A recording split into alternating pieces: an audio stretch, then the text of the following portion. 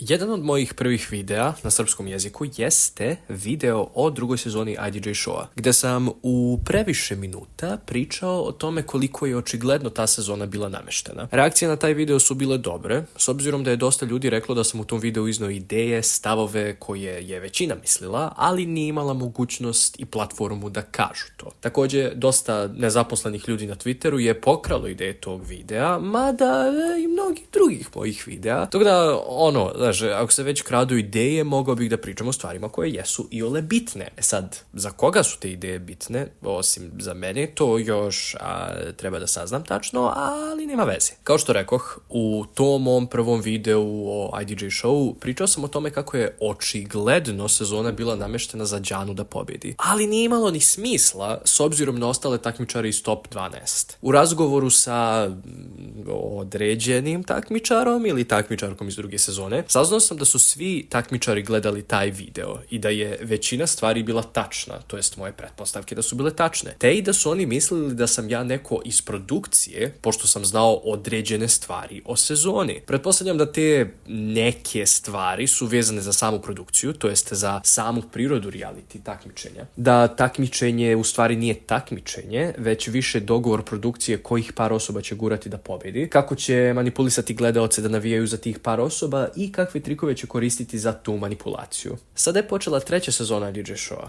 i znajući koliko je bilo dosadno onih prvih nekoliko epizoda druge sezone, odlučio sam da ne gledam ovu sezonu dok ne dođemo do top 12. I pored toga, prijatelji su mi rekli kakve novine je produkcija uvela u ovu sezonu. Te i rečeno mi je da očigledno već sad može da se vidi koga guraju ka pobedi. Pre nego što nastavim dalje video, moram da naglasim da kada pričam o ovim takmičarima iz IDJ Showa, ne pričam o njima kao osobama, jer ja ih ne poznajem, a ne poznaje ih sigurno ni 99% ljudi koji gledaju ovaj video. Ovdje govorim o njima kao takmičarima u reality takmičenju zvanom IDJ Show. Dakle, tehnički o likovima iz jedne emisije. Znam da ovakav način objašnjavanja možda zvuči snishodljivo, ali iznenadili biste se koliko ljudi u stvari ne razumeju da reality nisu realni, ni da ta takmičenja u stvari nisu takmičenja. Dakle, ovo nije napad ni na koga iz IDJ Showa, osim Relje, jer mislim da je sada već postalo komično da on od svih ljudi bilo kome govori da loše peva, da falšira, da loše nastupa ili bilo šta drugo.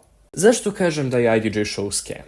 Sad ćemo to da razradimo. Pre svega, koristim reč scam, dakle anglicizam, zato što mi reč navlakuša u ovom slučaju baš para uši. Ne mogu čak reći ni prevara, što bi bilo možda najbolji prevod reči scam kod nas, zato što pre svega svaki reality show po definiciji jeste prevara za gledaoce. Ali ovdje govorim o tome da je IDJ Show prevara za takmičare. I zašto to govorim? Tokom prve 2 sezone ovo je moglo da se vidi, ali možda nije bilo toliko očigledno. No sada tokom treće, produkcija više ne krije da nameštaju ko će biti u top 12 i zašto su tamo. Pre nego što uopšte takmičari dođu do audicija, oni koji se prijave moraju da pošalju video kako pevaju i da pomenu svoje naloge na društvenim mrežama u prijavi. Produkcija od tih ljudi bira one koji iole imaju prisustvo na društvenim mrežama i ne obaziru se toliko na video pevanja za takmičenje u pevanju. Zato što IDJ Show nije takmičenje pevača, već wannabe influencera i ljudi koji bi da izbacuju muziku za IDJ Tunes, Made in Balkan ili Generaciju Z, što u stvari dođe na isto. Tokom audicija, većina takmičara peva pesme ljudi iz 3 malo pre pomenute grupe. Zato što je lakše produkciji da prikažu obrade tih pesama, jer za većinu imaju ili vrlo lako mogu da dobiju prava na prikazivanje. Isto tako često ćemo čuti Natašine pesme, kao i pesme na kojima je Darko radio. Ovo stavlja takmičare koji umeju da pevaju u malo zeznutu poziciju,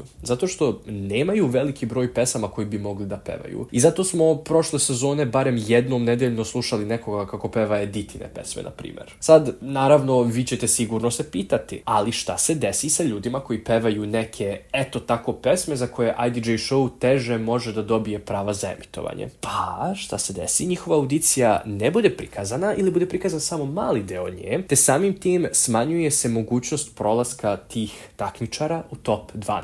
Dakle, Show je napravljen tako da ako izabereš da pevaš pesmu koja ne zahtjeva vokalne mogućnosti kamena, što je većina pesama iz IDJ Tunes, Made in Balkan ili Generacije Z, imaš male šanse da se u stvari probiješ u takmičenje. Zona je pričala u prelijepom jednom podcastu Peva iz Orija sa kojim ja nemam ništa, da je njen medley iz prve epizode prvobitno trebalo da ima pesmu Puče puška iz Zone Zamfirove, umjesto pesme Na furtu se ďaše do zone Zamfirče, tu se spaciruje Manulaš bankirče. Ali da IDJ Show nije mogao da dobije prava na tu prvu pesmu. Tek koji dan prije snimanja su dobili amin za korištenje druge pesme. Produkcija, umjesto da se isprsi i plati autore pesme Puče puška, čekali su da za džabe dobiju zeleno svetlo od neke osobe koja drži autorska prava za tu drugu pesmu. Samim tim što forsiraju da se pevaju pesme ljudi koji su pod njihovim ugovorom, oni ne troše novac na prava tih pesama, ali u stvari dobijaju promociju tih pesama. Odnosno, IDJ Show efektivno koristi talente mladih ljudi koji žele da se probiju u muzičkoj industriji kako bi sebi punili džepove. Produkcija je također uvela da ako na audicijama takmičari ne dobiju 3 da od žirija, oni biraju koji od takmičara će dalje proći. Dakle,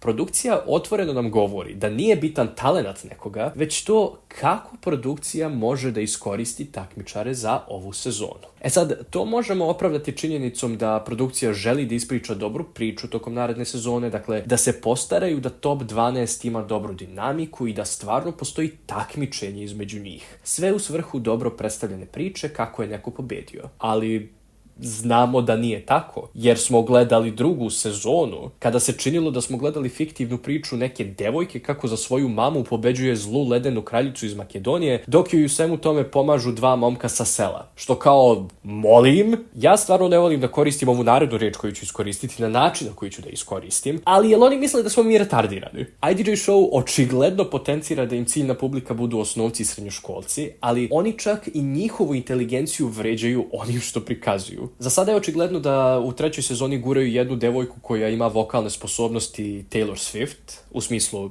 nema ih, što se pokazalo u epizodi kada su pevali u studiju. No ipak, oni nju guraju. Ja stvarno neću biti iznenađen ako ona pobedi ovu sezonu. Neku drugu takmičarku su vratili u takmičenje zbog reakcije na TikToku, na njeno izbacivanje. Većinu takmičara u ovoj sezoni oni će plasirati u top 12 samo zato što su oni popularni na TikToku. Potenciranje da takmičari moraju da vise 24/7 na društvenim mrežama i da tako promovišu IDJ Show, dakle ne sebe nego IDJ Show, je toksično pre svega, a još je gore zato što ti pregledi na TikToku i drugim društvenim mrežama jesu razlog kako i zašto neko pobedi. Pritom, razlog zašto neko postane popularan na društvenim mrežama tokom IDJ Showa je zbog načina kako su oni prikazani u IDJ Show. Najsmešnije od svega, IDJ Show sada promoviše ovu 3. sezonu tako što su naterali Tomislava i Đanu da se ponovo prave da su zajedno, ali jel te u isto vrijeme da izbace pesmu o raskidu. Kako to ima smisla? Mislim da je najveći scam IDJ Show u stvari pobediti u IDJ Show. Osim toga što kada pobediš, bivaš zatočen u Reljinom i Nikolinom podrumu, da im pevaš prateći vokali ili feat na pesmama na njihovim projektima, koje gotovo uvek nekako postanu najbolje pesme Reljine ili Nikoline karijere. Ne znam da li tu postoji neka korelacija.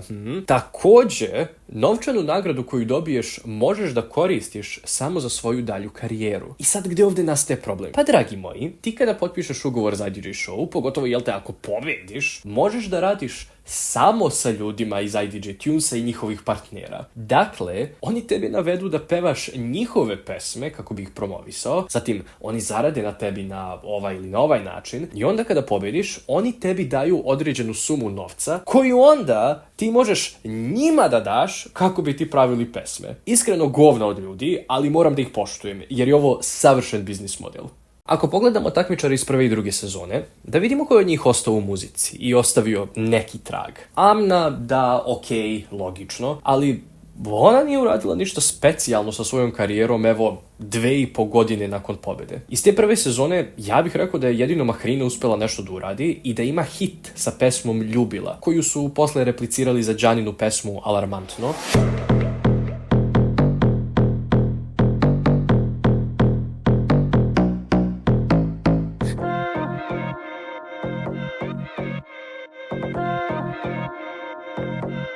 A koja se našla i kod Mijač u vidu pesme Led.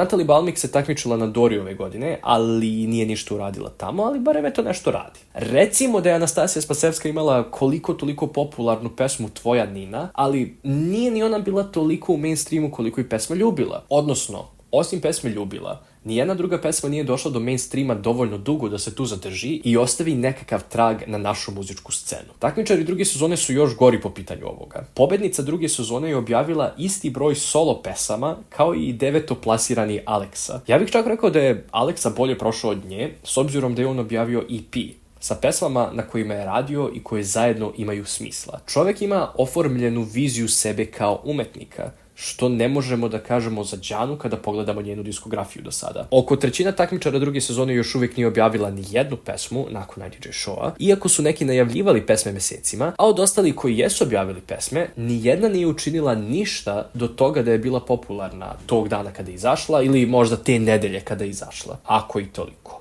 Tako da, ako bilo ko planira da se prijavi za narednu sezonu IDJ Showa ili trenutno jeste deo takmičenja, ne treba vam to u životu. Ako ste dovoljno talentovani i radite dosta, verujte, možete sami napraviti demo snimke koje možete slati produkcijskim kućama, producentima, tekstopiscima i kompozitorima sa naših prostora. Neko će vidjeti vaš talent i možda će vas samo malo iskoristiti pre objavljivanja tih vaših pesama. Samo je potrebno da poznajete sebe i dovoljno i da znate šta to želite da iskažete svojom muzikom i svojim prisustvom na muzičkoj sceni. Mada, s obzirom kakvo je stanje u Beogradu po pitanju stanova, možda se ja prijavim za 4. sezonu. U nadi da pored dosadašnjih pobednika dobijem mesto takođe u Reljinom i Nikolinom podrumu.